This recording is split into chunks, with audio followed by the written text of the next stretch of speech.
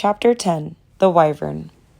Please set the patient on the identification table, Mr. Tabby said. The table sat in the middle of a cluttered room. A wide conveyor belt ran from one end of the table to a huge hole in the wall. The hole led into a tunnel of some sort.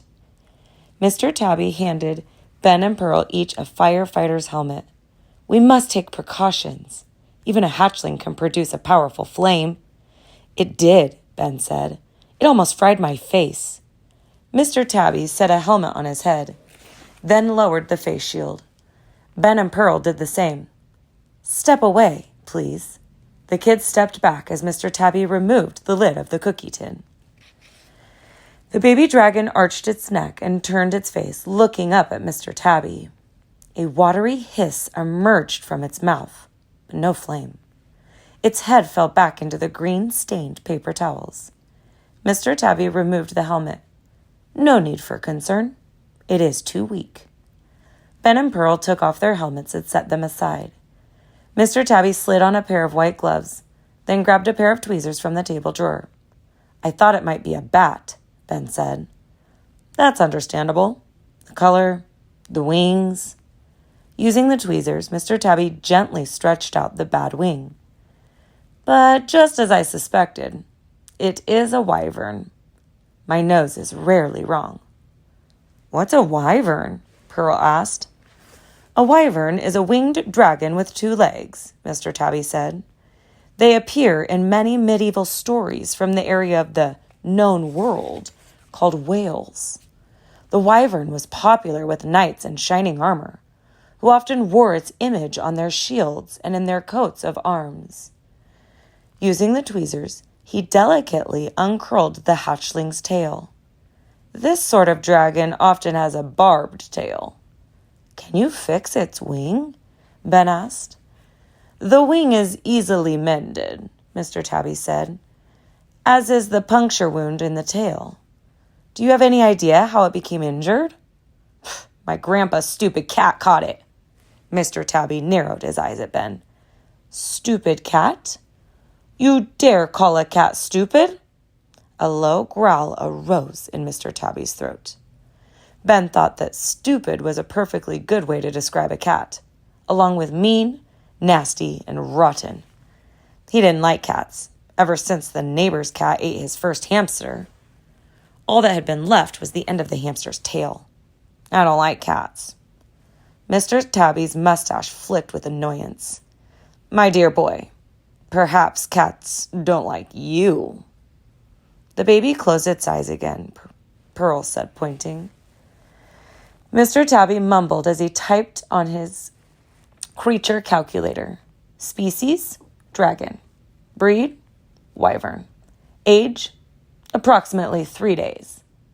Is the other dragon its mother? Pearl asked. What other dragon? The one Ben and I saw flying. The one that landed on the factory roof.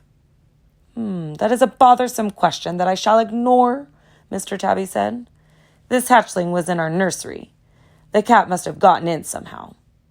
Probably through one of the broken windows, Pearl said. Ben still couldn't believe they were talking about dragons. Real, living, breathing dragons. I don't understand something, he said. If this is a worm hospital, how come you had a baby dragon in your nursery? Another bothersome question. Mr. Tabby removed the gloves. The hatchling will need surgery to treat the broken wing and the cat bite. Can I have it back after the surgery? Ben asked.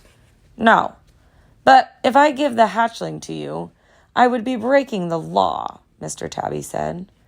Creatures from the imaginary world are not allowed to live in the known world. Look what happened with the Loch Ness Monster. What? Pearl said with a gasp. You're telling us that the Loch Ness Monster is real? Mr. Tabby cleared his throat. Again, I shall ignore that question. But the big dragon is living here, Ben pointed out, in the known world. The big dragon has Dr. Wu's permission to live here. Oh dear, I shouldn't have told you that. Mr. Tabby folded his arms and stared at the two kids, who wore equal looks of surprise. Even if I agree to give you the hatchling, which I would not do, but even if I did, how would you take care of it? I don't know, Ben said with a shrug. I could keep it in my bedroom, Pearl said. I have a big bedroom. My dear girl, do you live in a castle? No, I live above the dollar store. Mr. Tabby raised a red eyebrow. The tiny creature you see before you will grow to be 15 feet long, with a 20-foot wide wingspan and the weight of 1 ton. When it reaches puberty, more barbs will sprout on its tail. Flames will shoot from its snout when it is frightened, angry, or simply bored. Unless the dollar store is made of stone, you will have constant visits from the fire department. And then there is the issue of feeding it. We can make dragon's milk, Ben said. We can use your recipe. The recipe will only help you for a few days. The milk must be served boiling hot, which is a dangerous feat. The hatchling will grow very quickly and will require fresh meat. Squirrels, rats, and rabbits will do it first, but a full-grown wyvern will eat a cow a day. Wow, Ben said. That is a lot of meat. Exactly. Mr. Tabby picked up the cookie tin and set it on the conveyor belt. I will send the wyvern to the surgery room. But you said that Dr. Wu is making a house call, Ben pointed out. Who will do the surgery? The splinting of a wing and the stitching of a wound are simple matters. He pressed a button and the conveyor belt began a steady roll, carrying the cookie tin and its occupant into the tunnel. Ben wanted to grab the tin and not let it go, but he knew the baby dragon was going to get the help it needed. He and Pearl stood at the tunnel's entrance, watching until the hatchling disappeared. Didn't even get the chance to hold it, Pearl said sadly. Goodbye, Ben whispered. Now I will escort you two from the building. Most certainly your parents are wondering about your absence. I'm supposed to get home to do chores, Pearl said. I'll be in big trouble if... An alarm rang and a nasal voice shot out of a speaker that was set high in the wall. Emergency. Code yellow. Emergency. Code yellow. Sasquatch escape. All personnel needed immediately. Pearl and Ben shared a stunned look.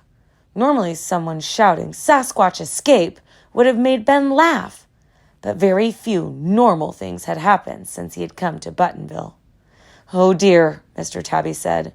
Well, no need to worry. As long as the front door is bolted, we should not have any cause for concern. Ben gulped. His mind raced to the front door and its rusty bolt.